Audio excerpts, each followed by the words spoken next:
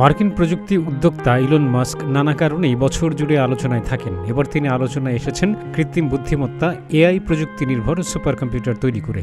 Colossus নামে এই super computer তৈরি করেছে ইলন মাস্কের মালিকানাধীন প্রতিষ্ঠান xAI।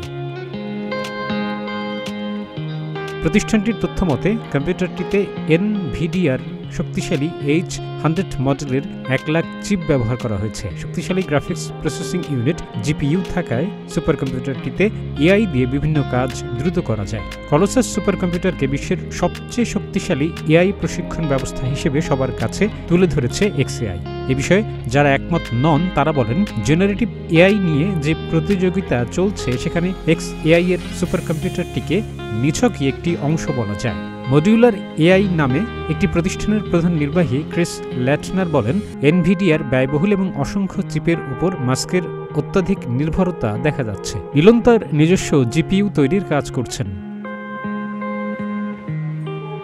কলোসাস নিয়ে সমালোচনা থাকলেও ওপেনএআই ও অ্যানথ্রপিকের মতো এআই প্রতিষ্ঠানের সমকক্ষ হওয়ার চেষ্টা করছেন ইলন মাস্ক। আর তাই কয়েক মাসের মধ্যে চিপের সংখ্যা দ্বিগুণ করে সুপার কম্পিউটারটির ক্ষমতা বাড়ানো হবে বলে জানিয়েছেন তিনি।